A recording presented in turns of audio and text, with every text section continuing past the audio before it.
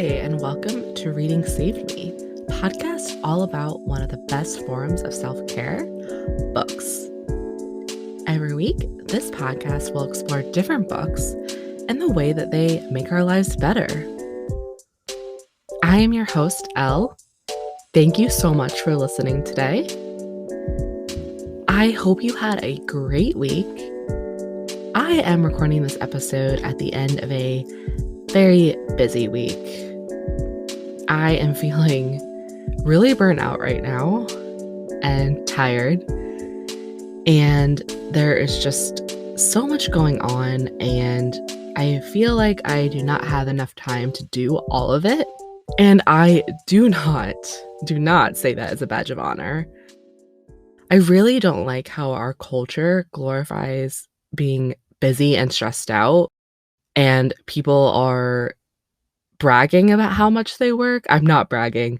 I am actively working on ways to try to reduce my stress and burnout when it comes to work. And as I said, I believe reading is one of the best forms of self-care, if not the best, in my opinion. And taking that even further, making this podcast about reading is another form of self-care for me. So I'm hopeful that talking about today's book will help me feel a bit more relaxed and rejuvenated. I really don't want to feel burnt out. I want to feel like I can handle everything going on in my life, and I'm hoping that I can just, start everything fresh and just feel better. So I think this podcast will really help. So let's get started. This week has been one of those weeks where I haven't really read anything new. I reread today's book in preparation for this episode today, and I've been listening to an audiobook of a book series that I recently finished and loved it so much I decided that I wanted to listen to the audiobook. More on that in upcoming episodes. Sometimes when I am feeling burnt out, I like to revisit my old favorites. It's comforting. It's like reading a big bowl of mac and cheese and mashed potatoes. Those are the comfort foods that come to my mind. That are like really big pizza. I'm sure everyone has their own favorite comfort food and their own favorite comfort book. Some weeks I completely crush my TBR pile and I'm like, wow, I'm reading so many books, so many new books. This is awesome. And other weeks I'm just, you know what? I just want to reread and re-listen to my old favorites. Life is all about balance, right? It's balance. It's like I don't have pizza or mac and cheese every day. Although some weeks I do, but other weeks, it's a bit more balanced. So life is all about balance, right? So if last week's book, Outlander, was a book of love and, it definitely had its dark themes, but it kind of ended on a hopeful note. Today's book left me feeling shattered. I know in the intro I said that this podcast explores how books make our lives better, and sometimes better just means eliciting an emotional response that makes you appreciate being able to feel things in life. It allows you to feel things more deeply.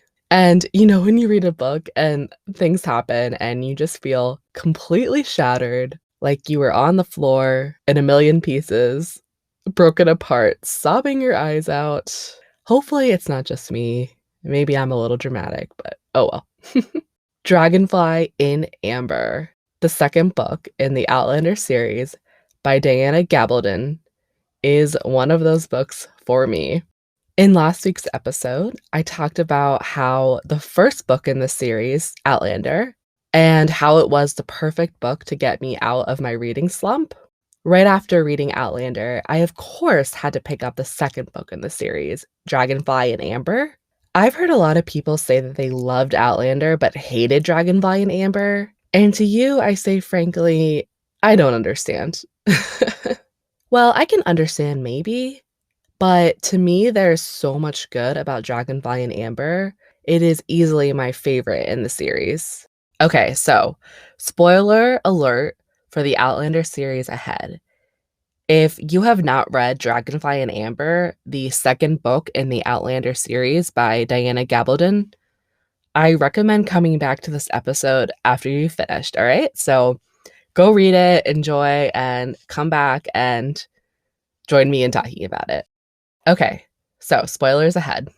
Well, first, technically, this isn't quite a spoiler because you could see this based on the description that is literally on the back of the book or, any description of this book, which basically says that Claire is returning with her adult daughter to Scotland and has kept secrets for 20 years.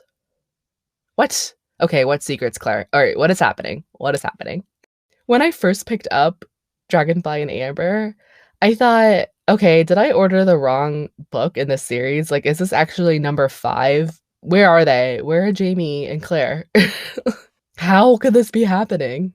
In the first chapter, like, I think it's like in the first few pages, Claire says to Roger, who's in the last book was like a cute little kid and now he's grown.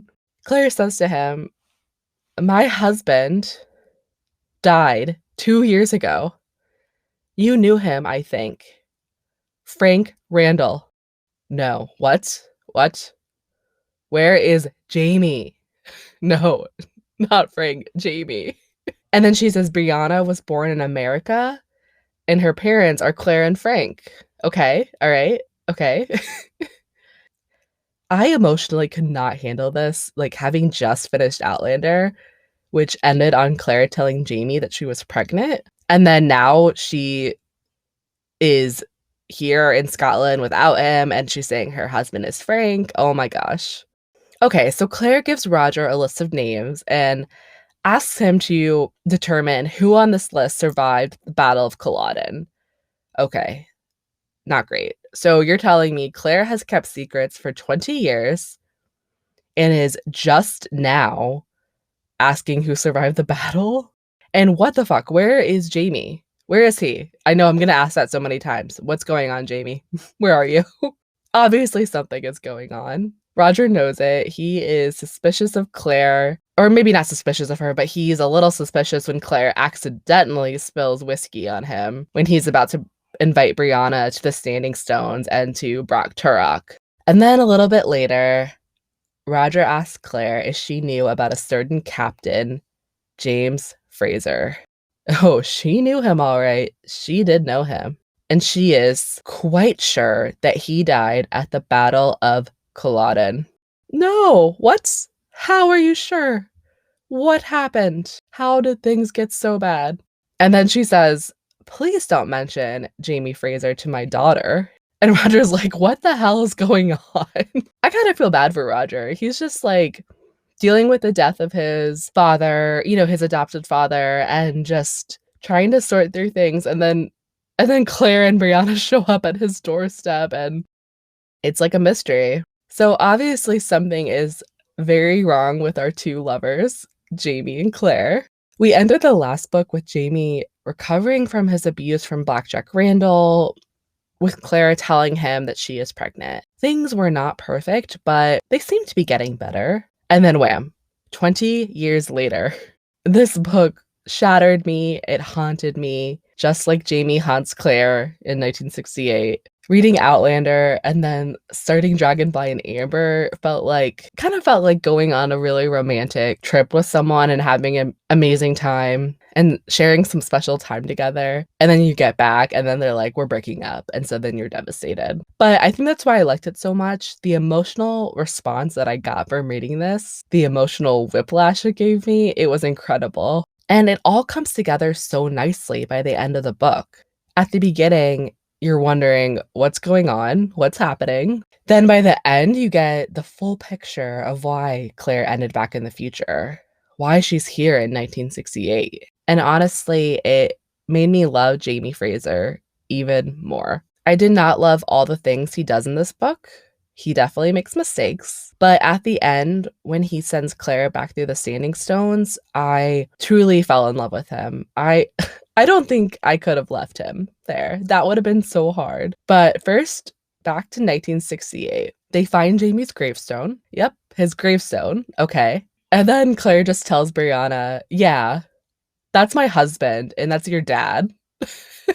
What a way to tell her. Can you imagine you're at the cemetery and there's just like a gravestone and it's really old, hundreds of years old, and your mom is like, yeah, that was my husband and your dad. I don't blame Brianna that she thinks Claire is having some sort of health incident to think this. But then they return to Roger's place, and Claire tells Brianna and Roger the whole story up until where we left off at the end of the last book. And we find ourselves in France, where our lovers are trying to stop Culloden from happening. I mean, could it get any more suspenseful than this? Somehow Claire was forced to go back to the future. They obviously didn't stop Culloden, it happened. But how did it all go down? Well, basically, of course, Claire starts off by making a few enemies, like right away. I think she was doing the right thing with the incident in the harbor, but she really is a pro at making enemies, like as soon as she arrives in a new place. Before it was Castle Leoc, now France. I mentioned before that some people don't like Dragonfly and Amber. They think that the parts about Claire and Jamie and France are boring. They feel that this book just isn't as exciting as the first book, Outlander. I guess I can somewhat understand. You want Scotland, you want the original setting, the adventure that comes with that, the Highlands, all of that. But I love reading about their time in France. I think it really tests them as a couple, and time again, they end up stronger than ever. I absolutely love that Claire starts volunteering at the hospital. I love how she sticks up to Jamie about it. She wants to be useful. Again, Claire is just meant to be doing things to be helping people, and she sticks up for herself.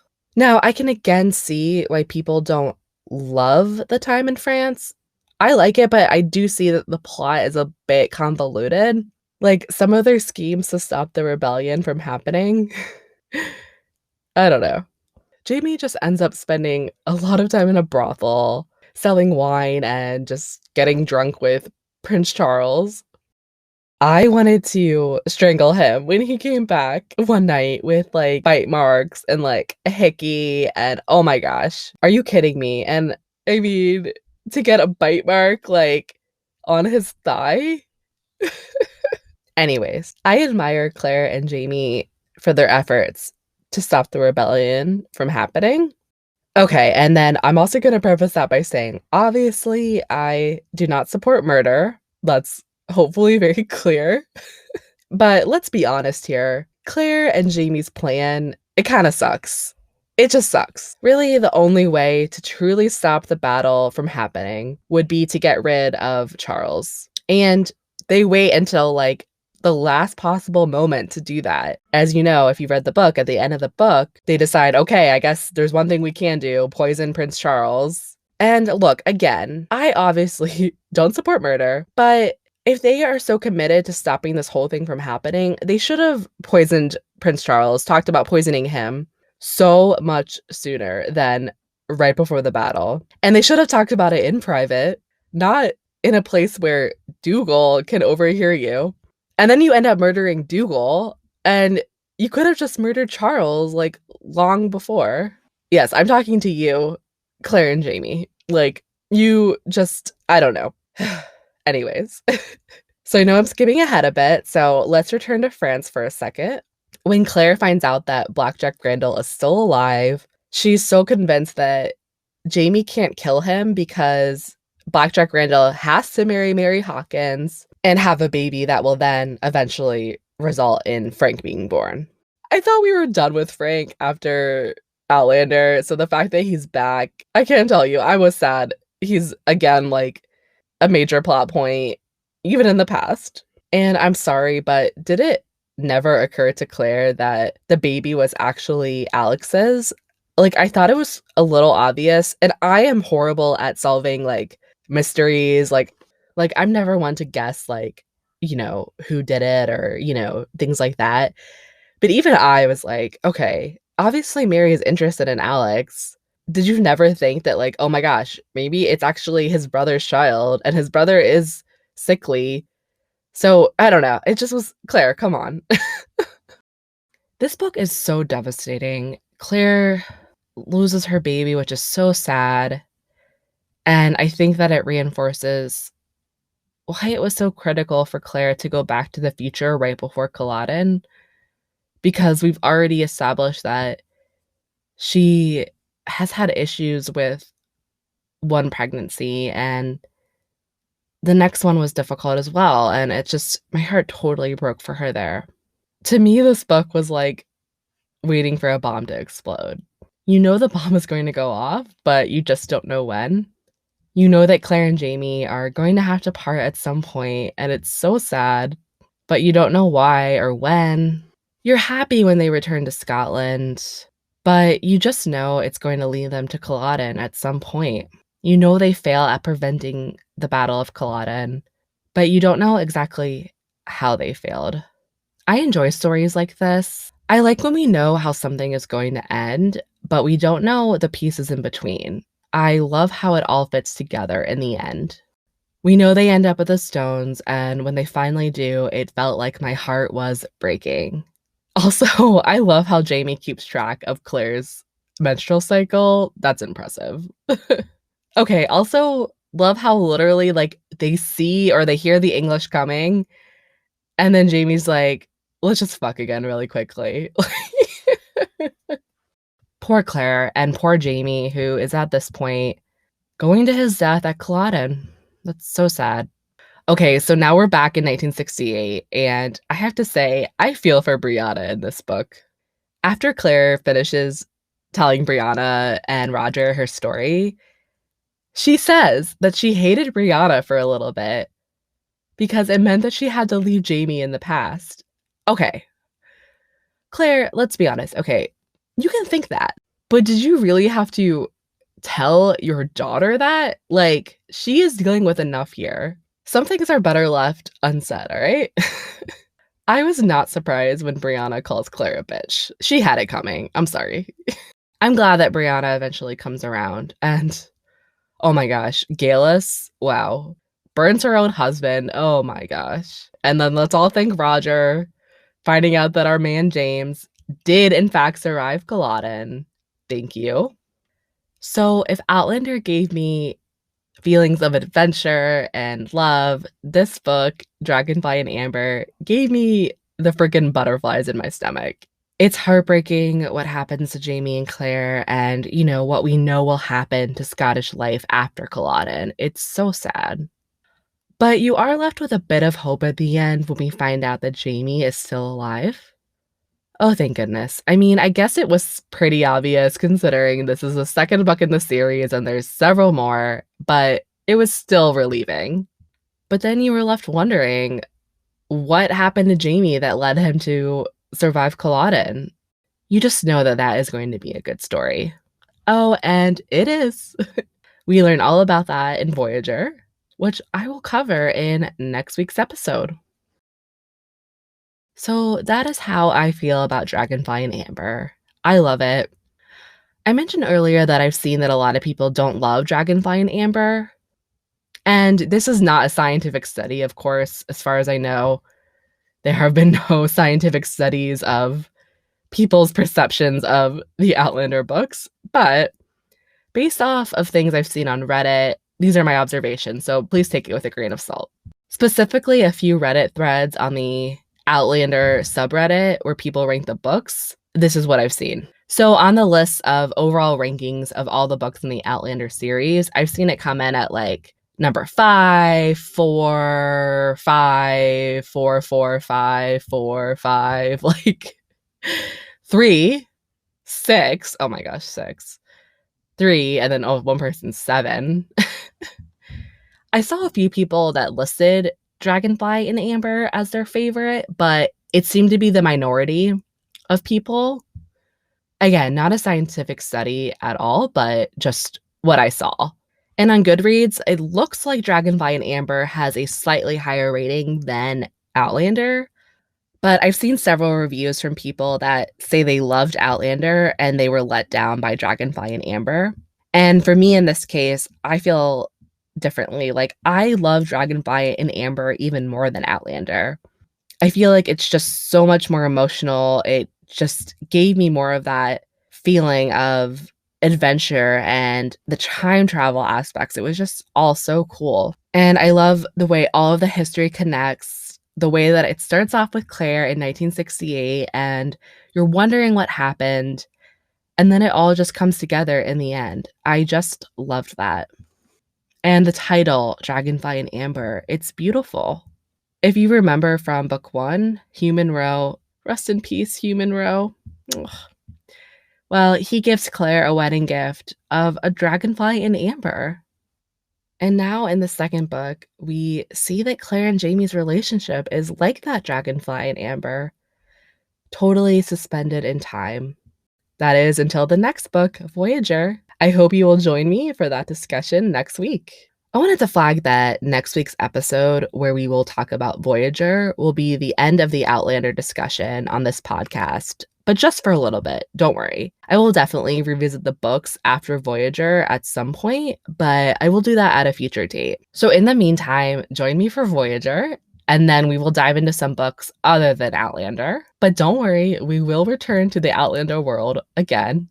Could never leave the story of Jamie and Claire without talking about the other books.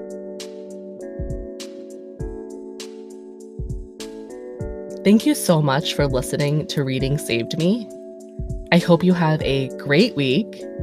If you are enjoying this podcast, I would love for you to rate and subscribe. Please follow me on Instagram at Reading Saved Me Podcast for more on books and self-care. Thank you, and wishing you happy reading.